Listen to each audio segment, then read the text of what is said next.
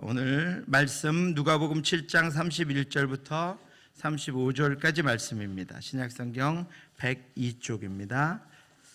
누가복음 7장 31절부터 35절까지 찾으셨으면 저 한 절씩 교독하도록 하시겠습니다. 또 이르시되 이 세대의 사람을 무엇으로 비유할까? 무엇과 같은가?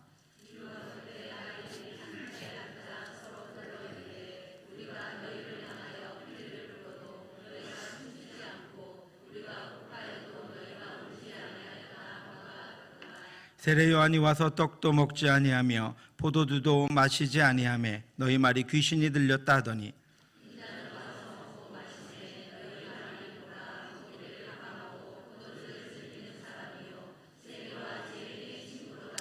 같이 읽겠습니다. 지혜는 자기의 모든 자녀로 인하여 옳다함을 얻느니라.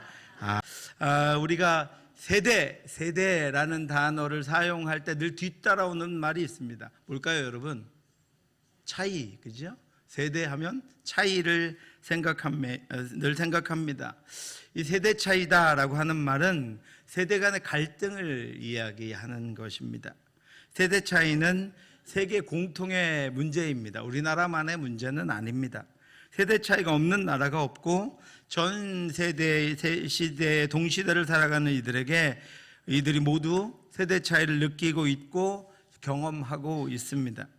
한 세대를 부모와 자녀의 평균 나이 간격인 30년 정도로 봅니다. 그래서 그 간격으로 말미암아 생기는 것이 바로 세대 차이, 세대 갈등입니다. 이러한 세대 차이는 전 세계가 공통적으로 겪고 있는 문제일 뿐 아니라 인류 역사의 모든 세대가 경험한 그런 갈등입니다. 기원전 1700년경에 만들어진 수메르 점토판이나 이집트의 피라미드에는 요즘 젊은 세대는 버릇이 없다, 요즘 젊은이들을 보면 미래가 암담하다라고 하는 기록들이 적혀 있습니다. 만일 그들이 오늘 우리 MZ세대를 보면 뭐라고 할까요? 아니, 그분들은 지금 와서 우리만 보아도 아마 할 말을 잃어버리고 말 것입니다. 그런데 요즘은 그 한 세대가 30년이 아닙니다. 정보통신과 인터넷, 과학기술의 발전 등으로 인하여 디지털의 격차는 점점 더 좁아졌고 세대 격차도 점점 더 짧아졌습니다. 오죽하면 쌍둥이도 세대 차이가 난다라고 하는 말이 있을 정도입니다. 1980년대에는 기성세대가 도저히 이해할 수 없는 젊은이들을 가르쳐 X세대라고 했습니다. 그들은 1965년부터 1970년대에 태어난 그런 세대로 급격한 경제 성장 시대에 자라난 개성 있는 세대였습니다. 저도 그 개성 있는 X세대였습니다, 여러분. 믿어지세요? 여기서 제법 X세대, 그 세대의 어른들은 도저히 이해할 수 없는, 어떻게 저런 사람들이 있을까 하는 세대였습니다. 그래서 그들을 도무지 알 수 없는 세대라고 해서 X세대다라고 불렀습니다. 그런데 세월이 또 흘러서 1980년대부터 1990년대 중반 사이에 태어난 이들을 또 다른 세대인 Y세대다라고 불렀습니다. 이들은 인터넷 시대에 성장한 첫 세대인데 2000년대라고 하는 새천년 시대에 자랐기 때문에 이들을 밀레니얼 세대라고 부르기도 했습니다. 그리고 나서 1990년대부터 후반부터 2010년까지 사이에 태어난 새로운 세대가 또 등장했습니다. 어린 시절부터 디지털 기술 속에서 성장한 세대로 알파벳의 마지막인 Z와 밀레니얼의 M을 합해서 MZ세대라고 그들을 우리가 부르게 되었습니다. 태어날 때부터 인터넷과 디지털 기술의 집약인 스마트폰에 익숙한 MZ세대는 이전 세대와는 전혀 다른 특성을 보여줍니다. MZ세대는 특별히 세 가지 특징을 가지고 있습니다. 첫째는 모바일이 생활화되어 있습니다. MZ세대의 모바일 사용은 기성세대가 생각하기에는 거의 천재적입니다. 모바일을 사용해서 일상의 거의 모든 일들을 진행합니다. 우리가 알고 있는 게임이나 정보 검색, 쇼핑뿐만이 아니라 길찾기, 메뉴 선택, 주문, 대화, 정보 전달, 필기, 영상 촬영, 편집, 업로드 등을 자유자재로 합니다. 기성세대가 전통적인 개념을 가지고 있는 개인 간의 의사 전달이나 개인의 신상 알림, 부고, 청첩장 등은 이미 모바일화되어 있습니다. 두 번째로 그들은 아주 당연하게 워라밸을 추구합니다. 워라밸은 워크라이프 밸런스라고 하는 말로 일과 개인의 삶의 균형을 추구한다라고 하는 것입니다. 우리는 일을 우선해서 일을 열심히 했는데 이들은 결코 그렇지 않습니다. 일하는 것과 자기 개인의 삶을 균형 있게 이루어가는 삶을 추구하며 살아가고 있습니다. 그래서 많은 수입보다는 일과 개인적인 생활, 취미, 여가를 적당히 함께 즐길 수 있는 그런 직장을 찾습니다. 이는 주 5일제가 시행되면, 여러분 예전에 생각나시죠? 주 5일제가 시행되면 나라가 경제적으로 망할 것이라고 생각하던 우리 세대와는 전혀 다른 이 세대는 그때의 주 5일제는 비현실적인 개념이었습니다. 그런데 그런 일들이 지금은 너무나도 현실화되어 있고 코로나를 겪으면서 점점 더 가속화되어 가고 있습니다. 이제는 기업에서 주 4일 근무, 재택근무, 유연근무 등이 자연스럽게 시행되고 있습니다. 직장에서 상사가 업무를 지시하면 MZ세대 직장인인 사원이 상사에게 되묻는 3요라는 질문이 있다고 합니다. 첫 번째는 무엇을 지시를 하자마자 이걸요? 이게 첫째 요입니다. 두 번째는 제가요? 세 번째는 왜요? 그런 말 들어보신 적 있으시죠? 회사에서 젊은 세대들이 무엇을 지시하면 이걸요? 제가요? 왜요? 이렇게 묻는답니다. 이걸요 라고 하는 것은 그 일을 자신에게 지시하는 목적을 정확하게 알려달라는 뜻입니다. 제가요 라고 하는 것은 직원들이 이렇게 많은데 저보다 능력 있는 사람도 있고 월급도 많이 받는 사람도 있는데 왜 굳이 내가 이 일을 해야 하는지를 묻고 있는 것입니다. 왜요는 그 일을 해야 하는 이유와 필요성을 나에게 정확하게 얘기해서 나를 설득시켜 달라는 것입니다. 그렇게 이야기하면 여러분 어떻게 반응하십니까? 아마 그들에게 이걸요, 제가요, 왜요? 꼬박꼬박 자세하게 설명해 주는 상사를 만나기는 쉽지 않을 것입니다. 이런 세대가 오늘 MZ세대입니다. 세 번째는 공동체에 기여해야 한다라고 하는 개념이 약해졌습니다. 개인적이고 자기중심적인 이들은 개인적인 성취와 성과, 이익과 혜택에 우선합니다. 그래서 사회정의나 그래서 결혼의 개념마저도 약해졌습니다. 특별한 이유가 아니라면 공동체를 위해 헌신하고 희생한다는 것을 요구하기가 어렵게 되었습니다. 사랑하는 성도 여러분, 이처럼 시대는 빠르게 흘러가고 변화되어 갑니다. 그리고 그 변화의 속도가 상상을 초월합니다. 아마 지금 우리와는 전혀 다른 이해할 수 없는 세대로 부르는 이 MZ세대도 한 10년, 20년만 지나면 또 다른 세대의 등장으로 인해서 힘든 세상을 살아가야 하게 될 것입니다.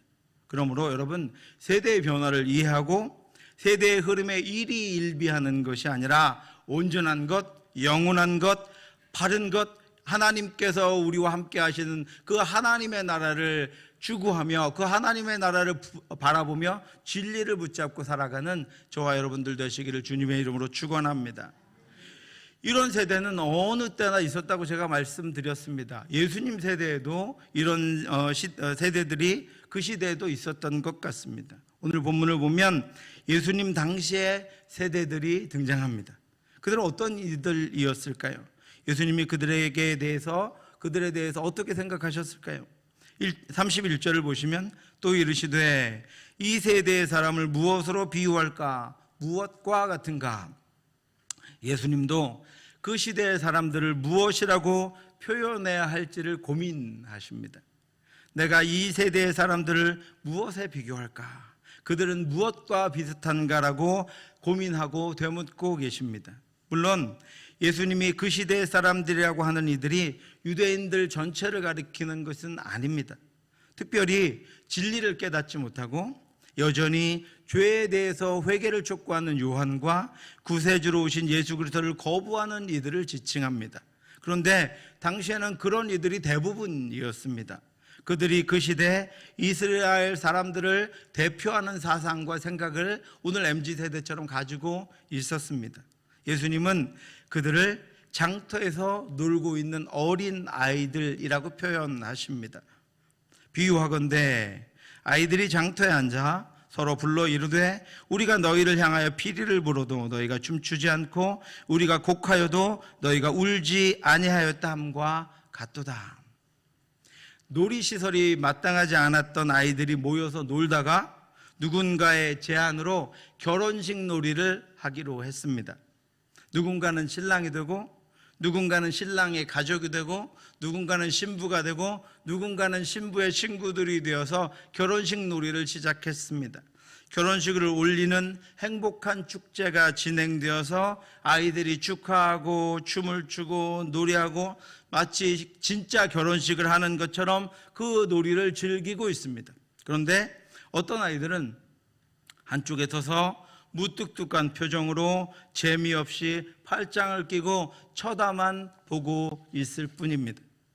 그 아이들로 말미암아 열심히 놀던 아이들까지 흥이 다 깨져버리고 맙니다. 그리고 결혼식 놀이는 그렇게 끝나고 말았습니다. 그러자 다시 심심해진 아이들이 이번에는 장례식 놀이를 하기로 했습니다. 그런데 이번에도 어떤 아이들은 그 놀이가 재미없다며 슬퍼하지도 않고 울지도 않자 그 놀이도 그냥 끝나고 맙니다. 예수님은 그 시대의 사람들이 마치 그 아이들과 같다고 비유하셨습니다. 다른 아이들과 같이 놀아줄 선함도 없고 감각도 없고 감정도 없고 반응도 없는 무감각한 세대라고 말씀하고 계십니다.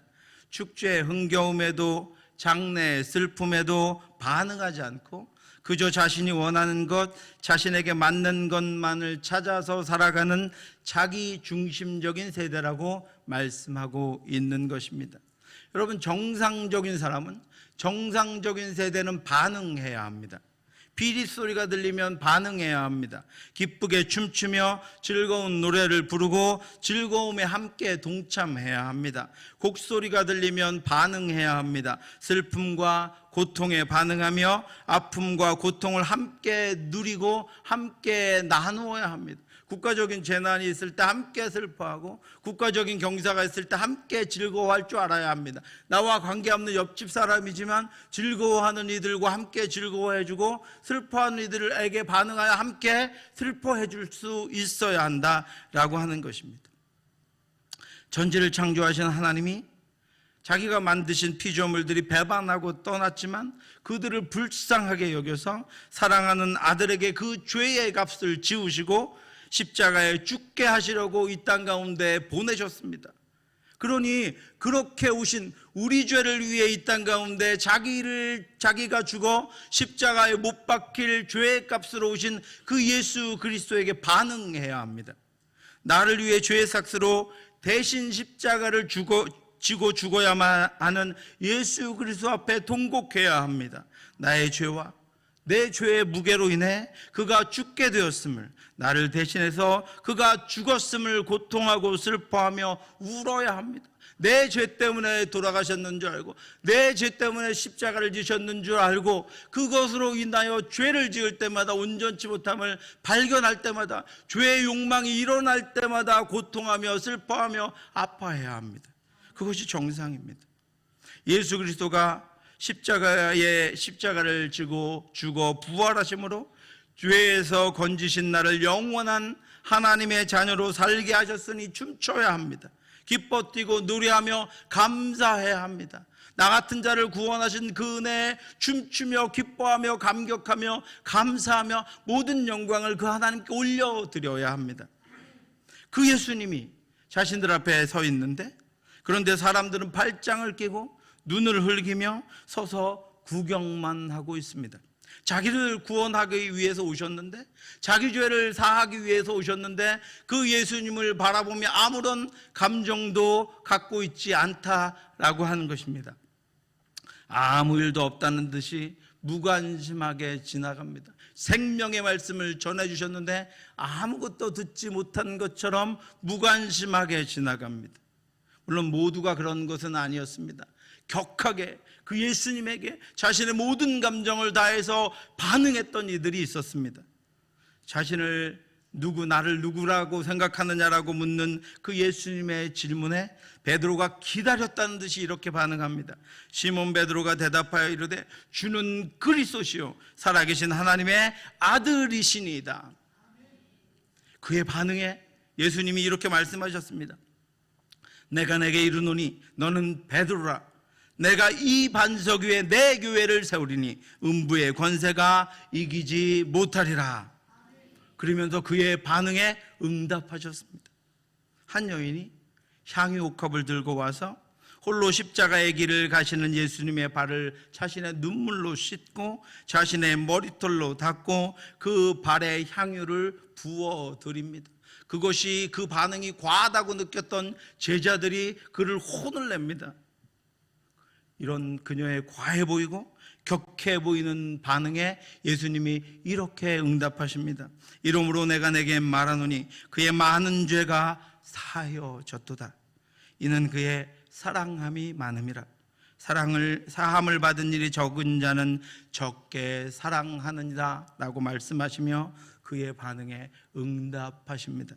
사랑하는 성도 여러분, 우리는 무감각하고 자기중심적인 시대를 살아가고 있습니다.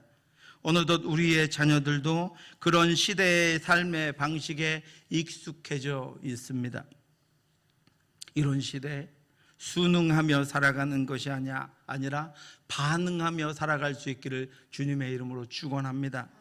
저와 여러분들이, 우리의 자녀들이 하나님 앞에 뜨겁게 반응하며 구원의 은혜에 뜨겁게 반응하며 감격하며 베드로와 같이 향유 옥합을 깨뜨린 그 여인과 같이 하나님의 하나님 되심에 반응하며 하나님의 살아계심에 반응하며 그 사랑으로 나를 살려주신 그 은혜에 뜨겁게 반응하며 힘있게 능력있게 이 땅을 살아갈 수 있기를 주님의 이름으로 축원합니다.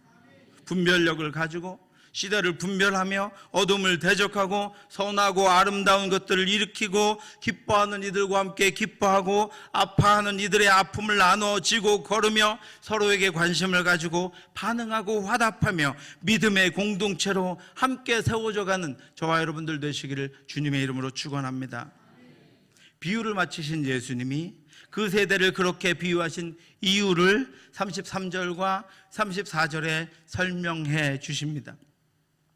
세례 요한이 와서 떡도 먹지 아니하며 포도주도 마시지 아니하며 너희 말이 귀신이 들렸다 하더니 인자는 와서 먹고 마시매 너희 말이 보라 먹기를 탐하고 포도주를 즐기는 사람이요 세리와 죄인의 친구로다 하니, 세례 요한이 예수님보다 먼저 금욕과 경건을 앞세우며 예수님 앞에 와서 예수님을 예언했습니다.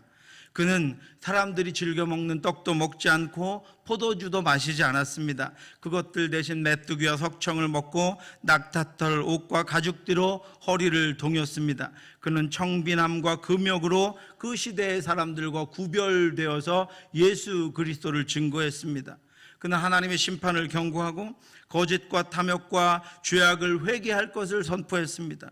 그는 신실하지 못하고 죄악과 거짓으로 가득 찬 이들에게 임박할 심판을 면하지 못하게 될 것이라고 꾸짖었습니다. 어떤 이들이 단지 호기심만을 가지고 자신을 경건으로 위장하기 위해서 세례 요한에게 세례를 받으러 오자 요한은 거침없이 그들에게 경고를 퍼부었습니다. 요한이 세례받으러 나오는 무리에게 이르되 독사의 자식들아 누가 너에게 일러 장차올 진노를 피하라 하더냐.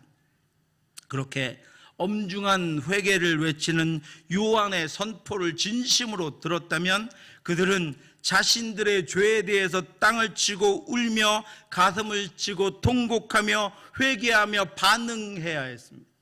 자신들의 죄악 가운데 그들을 돌이키려고 하는 요한을 통해 선포되는 하나님의 말씀을 듣고 반응하며 회개하고 하나님 앞에 다시 엎드려야 했습니다.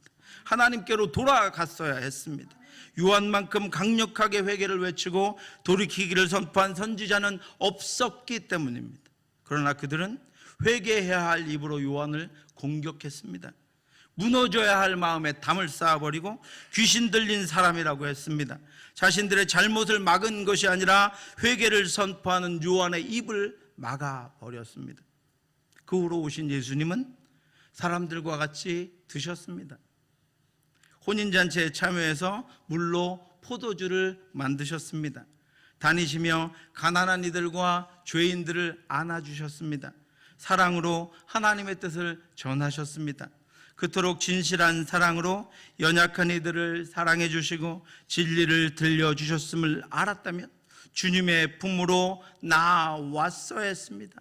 그 사랑의 품으로 나와 주님 앞에 엎드려 그 사랑으로 자신들을 덮어주라고, 덮어달라고 하나님 예수 그리스도 앞에 반응해야 했습니다. 하늘에 하나님이 하늘을 열고 오셔서 우리를 죄에서 구원하시기 위해서, 나 같은 자를 죄에서 구원하기 위해서 오셨다고 하는 것들에 감사하며 춤추며 뛰며 기뻐해야 했습니다.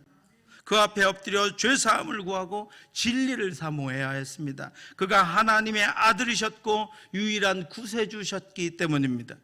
그러나 그들은 예수님을 공격했습니다. 먹기를 탐하고 포도주를 즐기는 자요, 세리와 죄인의 친구라고 편마하고 조롱했습니다. 그들은 진정한 눈물도 잊은 세대요, 진리와 구원과 영원한 것에는 무관심한 세대였습니다. 그런데 그 세대가 바로 오늘 우리의 세대입니다. 발전하고 발달한다는 문명의 이기는 더욱더 많은 인간들에게 소외감을 가져다 주고 참 기쁨을 빼앗아 가면서 인간을 도구화하고 오직 자신의 것 외에는 무관심하고 무가치하게 여기는 세대를 만들어가는 것을 점점 가속화하고 있습니다. 그렇기에 이 세대가 진리에서 멀어지고 영혼에서 떨어지고 참된 것, 온전한 것으로부터 점점 소외되는 위기를 맞이하고 있습니다. 사랑하는 성도 여러분, 점점 어두워져가는 이 세대를 위해 기도하고 점점 진리에 무뎌지고 복음에 무감각해지는 이 세대에게 말씀을 바르게 가르치기에 열심을 내는 우리 교회와 저와 여러분들 될 수 있기를 주님의 이름으로 축원합니다. 우리를 위해 이 땅에 오신 그 예수 그리스도에게 반응하고 그의 말씀에 반응하고 우리 안에 오셔서 성령으로 우리를 인도하시는 그 인도하심에 반응함으로 말미암아 하나님의 복된 나라를 이루어가는 우리 어린 자녀들, 우리 청년들, 우리 주일학교 학생들 될 수 있기를 주님의 이름으로 축원합니다. 이렇게 그 세대를, 그리고 오늘 우리 세대를, 또한 주님 오실 때까지의 미래 세대를 정의하시고 비유하신 예수님께서 그 해결책을 알려주셨습니다. 35절입니다. 35절 말씀 같이 한번 읽겠습니다. 지혜는 자녀로 인하여 옳다함을 얻느니라. 아멘. 해결책입니다. 예수님이 알려주신 이 세대 간의 갈등과 이 세대 간의 차이를 극복하고 오직 주님께로만 나아갈 수 있는, 진리를 향하여만 나아갈 수 있는, 하나님을 향하여만 나아갈 수 있는 비결입니다. 여러분, 진리가, 참된 지혜가, 복음이, 하나님의 지혜가 모든 자녀들로부터 옳다 인정함을 받는다는 것입니다. 진리만이 자녀들을 반응하게 한다는 것입니다. 하나님의 지혜만이 다음 세대와의 단절을 막을 수 있다는 것입니다. 진리가 선포될 때 이 세대가 진정한 웃음과 기쁨을 찾습니다. 하나님의 자녀들은 하나님의 말씀, 하나님의 뜻이 아닌 것이 울려 퍼질 때 그들은 반응할 수 없습니다. 그것이 잠시 기쁨과 즐거움을 가져다 주지만 그 안에는 점점 더 우울하고 고독하고 점점 더 길을 찾지 못하는 것들로 황폐해져 가게 되어 있습니다. 그들에게 진리가 선포될 때, 그들에게 영원한 것이 주어질 때, 그들이 온전한 것에서 깨어있을 때 그들이 진심으로 영원한 것에 반응하고 온전한 것에 반응하고 자신의 길을 인도하시는 하나님의 인도하심에 반응할 수 있게 된다는 것입니다. 참된 지혜가 선포될 때 이 세대가 자신들의 죄와 욕망에 가슴을 치며 통곡하게 될 것입니다. 복음이 들려질 때 이 세대가 참된 평화와 온전한 안식을 얻게 될 것입니다. 살아계신 하나님의 말씀이 가득할 때 깨진 과정이 회복되고 무너진 삶이 세워지고 떠났던 자녀들이 돌아오고 이들이 길을 찾게 될 것입니다. 하나님의 지혜로 가르쳐진 세대, 진리로 무장한 자녀들이 하나님의 옳다 인정함을 받게 될 것입니다. 진리를 가르치고 하나님의 말씀을 가르치고 하나님의 말씀으로 자녀를 키워낸 부모들이 자녀들에게 옳다 인정함을 받게 될 것입니다. 진정한 지혜는, 진리는, 복음은 예수 그리스도입니다. 너희는 하나님으로부터 나서 그리스도 예수 안에 있고 예수는 하나님으로부터 나와서 우리에게 지혜와 의로움과 거룩함과 구원함이 되셨으니. 아멘. 여러분, 이 시대가 풍요한 것 같고 많은 것 같고 풍성한 것 같고 충만한 것 같아도 여러분, 그들의 속은 비어 있습니다. 왜냐하면 진리를 알지 못하기 때문입니다. 온전한 것이 없기 때문입니다. 터진 웅덩이와 같은 그 심정을 가지고 살아갑니다. 이것을 채우면 내가 채워질 것 같은데 일생을 바쳐 모든 것을 다해 그것을 채워본들 터진 웅덩이로 흘러내려간 것만을 발견할 뿐 또 다른 것들을 늘 채우기 위해 갈망하며 자신의 인생을 다 바쳐보지만 그것들은 오직 유일한 진리, 예수 그리스도 생명의 말씀, 온전하신 하나님의 능력으로만 채워질 수 있습니다. 사랑하는 성도 여러분, 세대의 간격으로 세대 갈등이 있는 이 땅이 진리로 회복되길 간절히 소원합니다. 세대의 간격으로 일어나는 말할 수 없는 부모와 자녀의 갈등이 말씀과 기도로 진리로 회복되길 주님의 이름으로 축원합니다. 우리를 지배하고 이 세대를 이끄는 것이 이 세상의 사고와 사상이 아니라 하나님의 진리, 예수 그리스도가 됨으로 말미암아 성령으로 하나 되게 하신 하나님의 은혜의 역사가 저와 여러분들과 우리 어린 자녀들과 가정과 우리 교회와 이 나라 이 땅에 가득하게 되기를 주님의 이름으로 축원합니다. 기도하겠습니다. 하나님 아버지, 우리를 진리로 온전케 하여 주시옵소서. 진리로 회복되게 하여 주시옵소서. 진리로 하나 되게 하여 주시옵소서. 이 시대의 부모가 세상 사는 방법을 가르쳐 결국은 자녀들을 하나님께로부터 멀리 떨어뜨리는 것이 아니라 진리를 가르치고 살아계신 하나님을 전하며 그 복음의 능력을 증거함으로 말미암아 우리의 자녀들로부터 영원한 생명을 얻은 우리의 자녀들로부터 부모님들이 옳다 인정함 받기를 원합니다. 그 자녀들과 부모들이 가정이 하나님 아버지로부터 옳다 인정함을 받기를 원합니다. 하나님, 우리가 그런 가정, 그런 아버지와 부모들 될 수 있도록, 그런 세대가 될 수 있도록, 그런 교회가 될 수 있도록 인도해 주시옵소서. 모든 말씀 예수님 이름으로 기도드렸사옵나이다.